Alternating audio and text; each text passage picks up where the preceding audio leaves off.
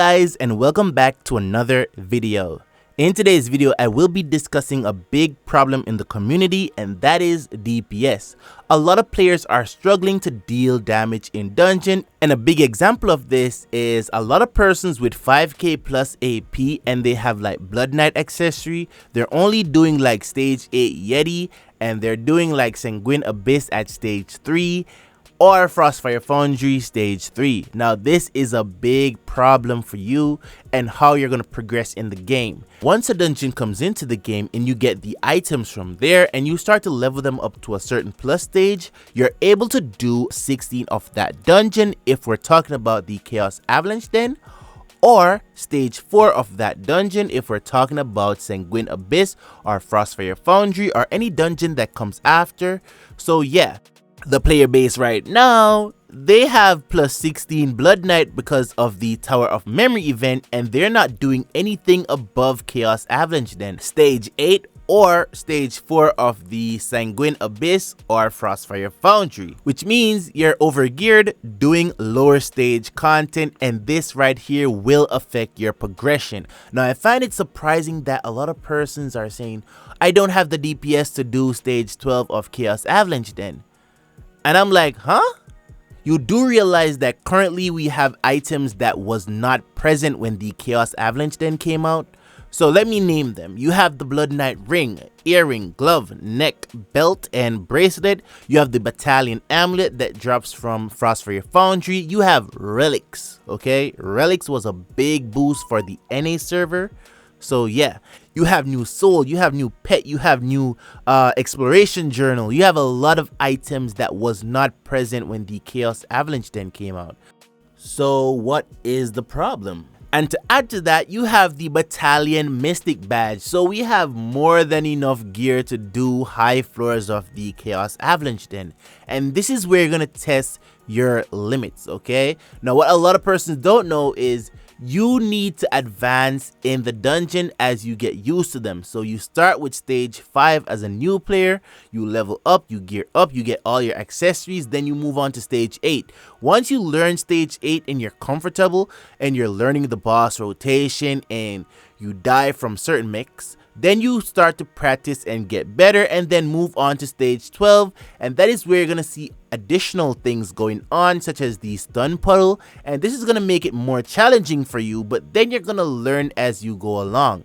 Learn stage 12 and then you move on to stage 16 where you should be advanced enough to at least handle some ads on Chaos Avalanche then. 16 or on Sanguine Abyss stage 5, there is orbs that spawn and you need to destroy them. And Frostfire Foundry, the boss will turn the switch himself. So yeah, the game is forcing you to learn, and as you learn you progress and challenge yourself.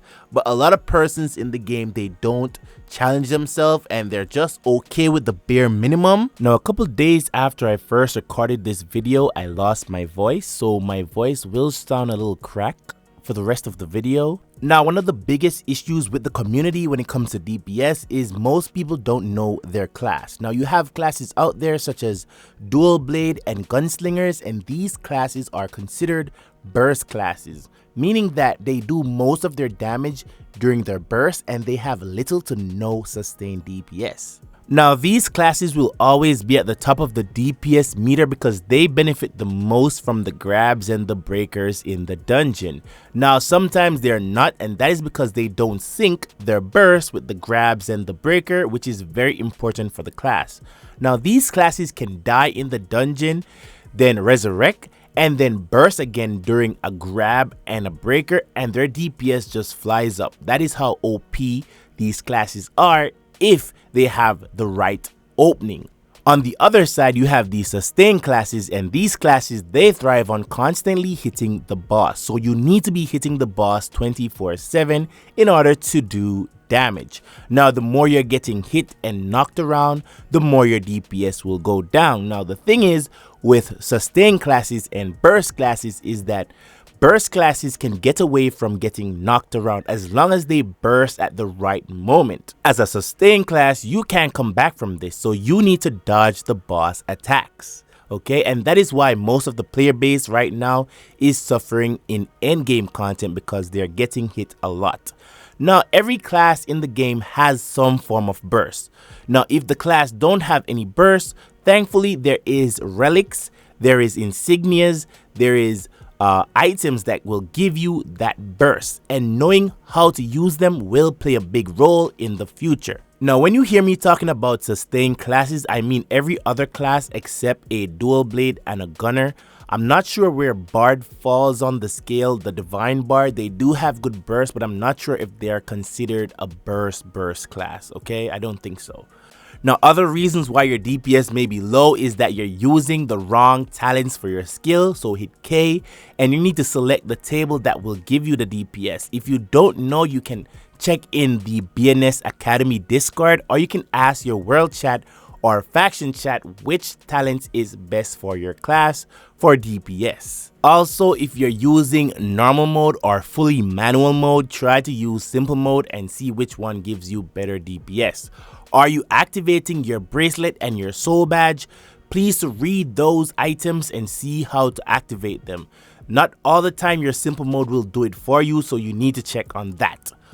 For skill points, make sure you have them distributed properly, so hit K, and any skill that is at the top of your DPS meter, you want to put points into that first, and then the second best and third best. Now, if you have Soulburn in your party, you want to put your skill points into the awakened version of your highest hitting skills, okay? So yeah, now with that out of the way, let's talk about other ways to increase your DPS. Now, an easy way to increase your DPS is to sync your soul with your burst. Now, there's a soul up time and there's a soul down time. Now, if you don't know, your soul activate and deactivate throughout the fight. So if you burst while your soul is active, your DPS will be at its peak. So this is a common practice among burst classes to really push their burst. So as a gunner, I don't use my Q until I see that my soul is up. To know if your soul is up or not, you need to look at your buff icon and look at your soul. Now, if you're not a burst class, you can still benefit from syncing your soul with certain skills. So if you're a blade master, you can save your flock of blades for your soul uptime. If you're a kung fu master, you can save your tab. If you're a warlock, you can save your tab. If you're a warden, you can save your Z, which is your soul burn. There's a lot of different ways you can do this. If you're a gunner, save your Q. If you're a dual blade, save your splinter. If you're an assassin, you can save your tab. There's a lot of different classes that have self buff and high hitting skills, okay? Same thing goes for your talisman. You want to activate your talisman when you're doing your burst, and you want to sync that up with your soul if possible, and you want to sync that up with soul burn if possible as well.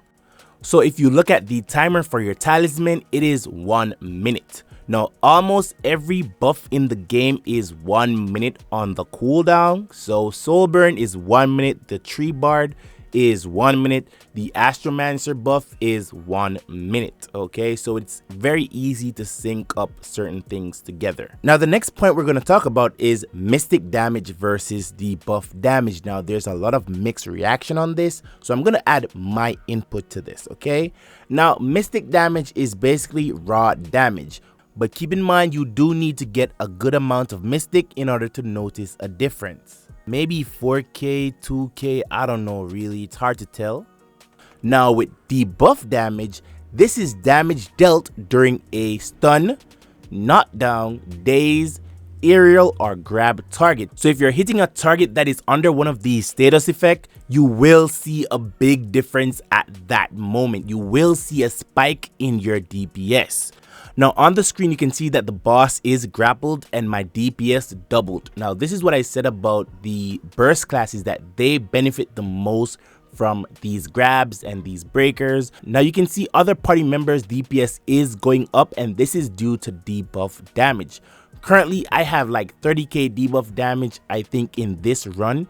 So yeah, now keep in mind in this video my party members didn't have their burst skill up, so their damage should be even more than the 100 million that it went up by. And this is how you're gonna get some burst.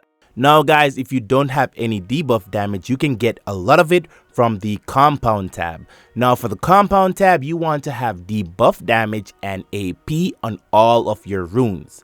Now for the other page, you can get AP and Mystic.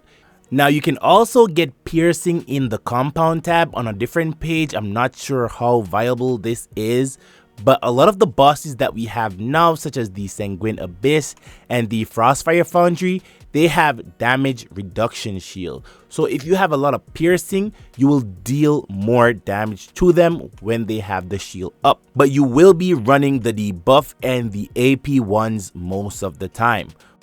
Now the only way you're gonna need like the Mystic and AP is if you're not grabbing, okay? If you're not grabbing, then you don't need the debuff, but you should always have debuff in case there is a grab. Also remember that debuff works on CC'd targets, so if the target is stunned or knocked down, you will deal more damage. So if you're clearing ads and the ads are taking too long, just stun or knock them down and you will do a ton of damage on them. If you're doing like Sogan's Lament or Bloodshade Harbor, you're gonna need those CCs and that debuff damage to do a ton of DPS. Now if you need more debuff damage and you don't have a lot, like you need to have little over 20k as a normal player. Now some endgame players, they have like 30k debuff damage, like the burst classes and so forth, but just try to get above 20k debuff and you should be good. Okay, now you can get a lot of debuff from the relics tab. Now the relics is the easiest way to get a lot of debuff damage, and it's also easy to get mystic from there as well. If you're uncertain of how much debuff you need, or if you don't need as much, you can just run like half your page with mystic and half with debuff. So if you have like 5k mystic and 5k debuff, that is okay. As long as you have some level of debuff damage, you should be good. Now there is this little system that works really well with your debuff damage, and that is the insignia page. Now the insignia page has two insignias that you really need to have on to really amplify that debuff damage potential. So you have the devastation insignia, and this will increase your damage on grab target. And you have the twilight insignia. This will increase your damage when you're hitting a CC'd target, which is a stun, knockdown, daze, aerial, grappled, or grab target. So yeah, you need to have the twilight insignia on at all times. Now the insignia page, a lot of new players have issues with this. I see a lot of players just put some random things in there and just forget about this, and this page gives so much DPS. If you know, you know. Now if you don't understand insignias, I would advise you to go to your insignia page and clear everything from out there. Take another step back and just look at what you're doing. Each insignias, they have specific requirements that has to be met in order for them to activate. So you're gonna look at the main one. So you have the twilight insignia. You need to have this on at all times. There is no if, but, or maybe. You need to have this on at all times. Now it is very important to have multiple pages of your insignia so it's easier to switch dungeon to dungeon, but you need to click on this page every time you enter a dungeon and adjust it, because this is a very situational page. If you don't have a grab, you have to take those grab things out and put in something else in place. Now you could have the same gear as me and a grab goes off and I have the devastation insignia along with the twilight insignia and you don't. Trust and believe I will beat you on that DPS meter by a good 100 mil or 200 mil. If I'm a burst class and you're a burst class, whoo, maybe double your DPS. That is how important these insignias are. So if you don't have the twilight insignia, it is best to farm that insignia because you get so much damage from it. Now, when we're talking about insignias, you have different tiers. Now you could be getting 800 attack power bonus from a devastation insignia at the basic tier. At the mythical tier, you could be getting 1500% bonus. So you can see there you can do more with one slot. So instead of using two of the basic tier insignias to get 1600 bonus, you could use like one of the mythical one and get the same result. So you have more slots to slot in more insignias to get a different mixture, a different combination. Now, of course, these insignias, they do stack, they do add up. So if you add like 3 of the devastation insignias, you will be getting more power from them, okay? So if I'm doing Sanguine Abyss, you know that they're gonna start with grab. Now for this dungeon, you need to do a lot of damage at the start to keep up your sustain over time. So you need to have at least 3 devastation and the Twilight Insignia on to benefit from the grab, because they're trying to push his HP down in order to meet the DPS threshold. Okay, now in this dungeon, you know that they're gonna break, so you're gonna need some of the MAME insignias, and you can just fill out the rest with power throughs. Okay, don't use more than 3 power throughs, you will die because you're not recovering as much HP. Now if you're doing soul sep, you're gonna need the courage insignia to deal damage to the soul sep boss. Again, keep in mind that this is very situational, so you can go in and make changes as you please, but please read your insignias. It is that simple. Just read your insignias and make sure you're benefiting from them. If the boss is being grabbed or grappled or under breaker, you should be DPSing the boss, not be knocked away or CC'd or dead on the floor. You need to be DPSing the boss because you're taking advantage of these DPS moments. You cannot let these moments pass you. And I see this happening a lot of time in Sanguine Abyss, where we're waiting for the grab to go off, and when the grab is going off, half the party is knocked away or they got CC'd or something, and I'm the only person that is DPSing along with the person grabbing, and 2 other persons on the floor far from the boss, not benefiting whatsoever from that grab. So yeah, so that will bring us to the next point, and people are not paying attention to what is going on. Now you have some people that is in the dungeon that don't pay attention to what is going on. So a breaker is going off like right now, and they're just spamming normal skills, and they don't use their buff or their burst to amplify this damage, or the boss got CC'd and they're a grab class and they're not grabbing the boss, getting hit by stage 8 mechanics of Chaos Avalanche. Then like that red light, blue light, yeah, people are still getting hit by that, and that dungeon is old. Now a lot of people fail to understand that every boss in the game, they do the same set of rotation, the same set of attacks, the same set of mechanics every time you join the fight. You just need to focus and pay attention to what is going on, and muscle memory will do the rest. Okay, I know you're gonna fail 1 and 2 times. If you're failing the same mechanic over and over, you will lose DPS. Now I do see people in Chaos Avalanche then not going close to the tank after the tank is being thrown to get the heat buff, hence you're frozen, hence you don't get DPS. I see people getting hit by the red light, blue light, you're frozen, you might die, you lose DPS. Now the pros in this game, they already know what's coming. They know when the blue light is going off, they know when the red light is going off, so they react before. So that is why I say if you're bad at the mechanics, you will not have good DPS. It is that simple. As long as you're good at the mechanics and you work on that, your DPS will go up gradually as you go along in the game and you get used to things, okay? Now for me, when I'm doing Chaos Avalanche, then I don't think about the mechanics too much because that is muscle memory. Now, if you are watching this and you're having a DPS issue, that means you're bad at the mechanics for a certain dungeon. Now, you can only fix this by learning the mechanics and practice, okay? Again, focus on the mechanics and not the DPS. The DPS will come when you learn the mechanics in full.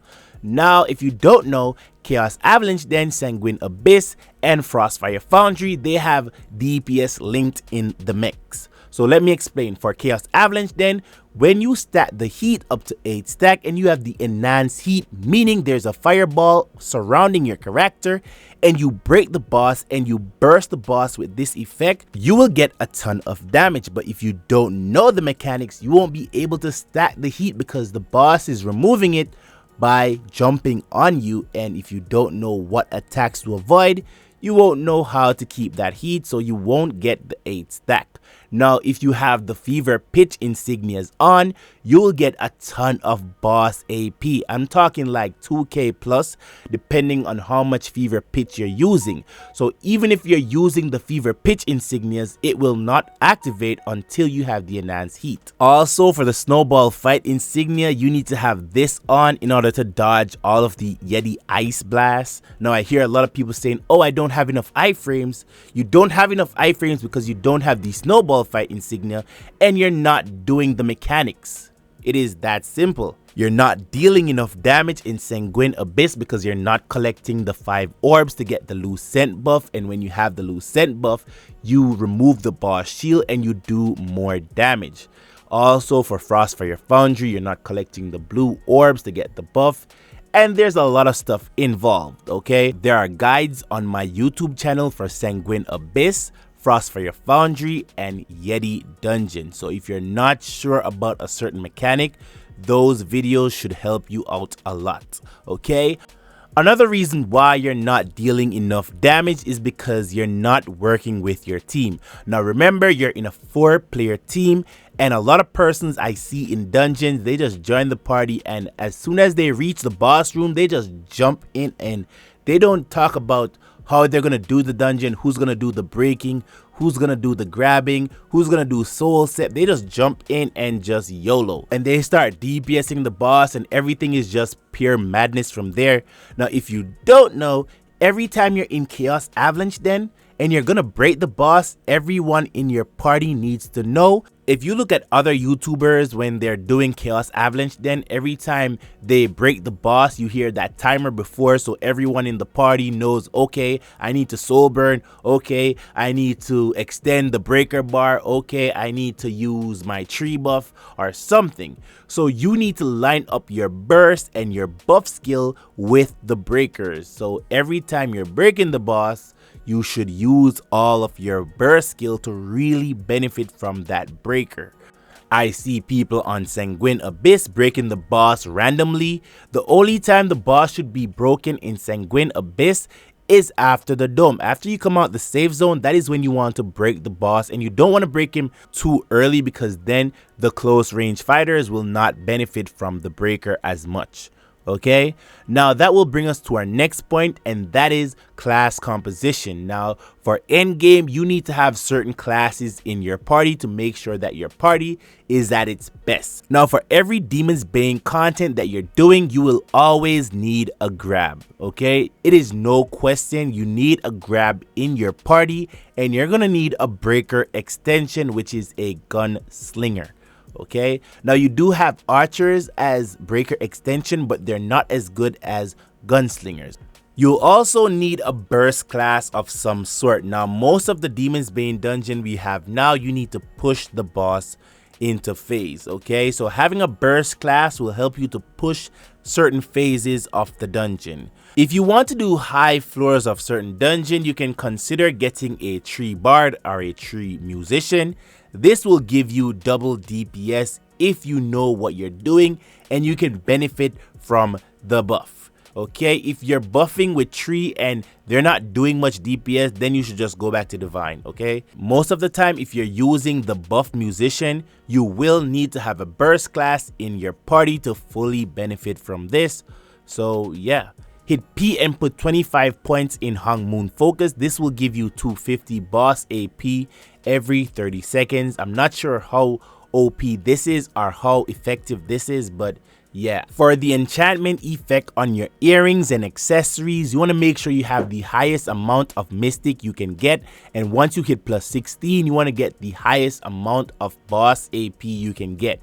It is that simple, guys, that simple. For soul shields, you want to use the crit damage percentage one you got from the event a while back. If you don't have that, you can use the debuff damage soul shield that you get from the said event. If you don't have that, you can use the mystic soul shield primers from the Bloodshade Harbor. If you don't have any of those, you can just go with boss AP on your soul shields. Okay, so for your other accessories, you want to make sure you get mystic at the highest value that you can get it. Also, you want to go for mystic with the highest percentage as well. This is how you're going to balance out the debuff damage. Now you need to have a certain amount of mystic so you can start using debuff to balance out everything. If you have HP, crit damage, or any other effect on your enchantment tab, just reroll until you get mystic. Again, you don't need the defensive stat if you're dying in dungeon. That is just a skill issue. Any amount of HP or defense, it will not save you at the end of the day. So focus on the offensive stat. You want DPS, not defense. Also, make sure you're getting the updated psyche. So if you're still using the Soulboost one, try to go for the endgame ones at the grand tier. Now let's talk about Guildstones. Now Guildstone is that icing on the cake, the cherry on top when we're talking about DPS in Demon's Bane content. A lot of endgamers or even new players especially, they overlook this item, and this item gives you so much DPS in dungeons. Now considering that everything I've said throughout this video, you have it in check, this is the last thing that will tie in everything together. So for every Guildstone, there is certain effect that you will need for the dungeon. So you can farm Guildstones from the heroic dungeon, easy mode, hard mode, or normal mode. Every time you complete the dungeon, you can claim a Guildstone. If you can't claim one, you need the reset to reset the dynamic reward. So yeah. So let's talk about the ring Guildstone. Now straight off the bat, you can see that I'm getting 135 AP just from having this Guildstone at +10. Also, you can see I'm getting 30% piercing in the Frostfire Foundry dungeon.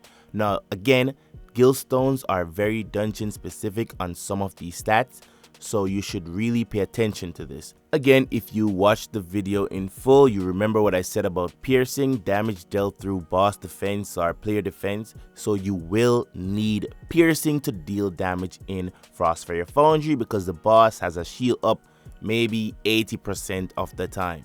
You also get Mystic from this. I think the highest Mystic you can get from this is like 750. So yeah.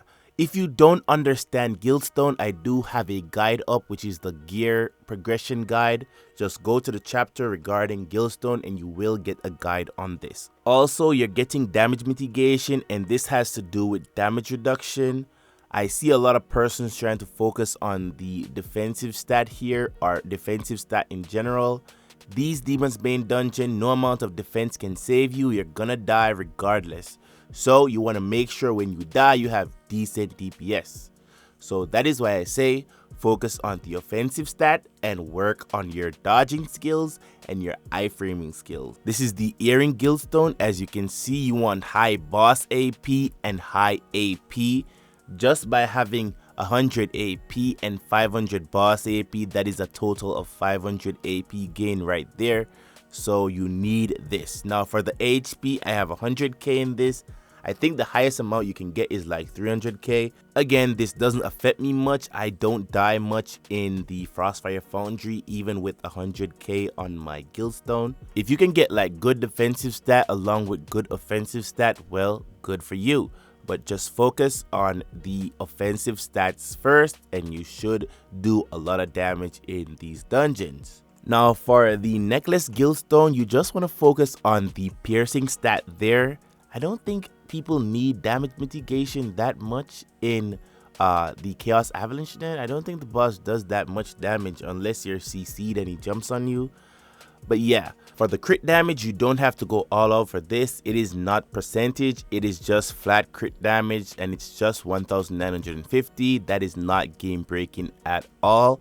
Again, if you can go for a perfect stone or near perfect, that would be good. Now this one is for the bracelet. Anywhere you see base hit rate, you need this at the highest amount you can get it. So 30%, 20% the least. Okay, you want this at max.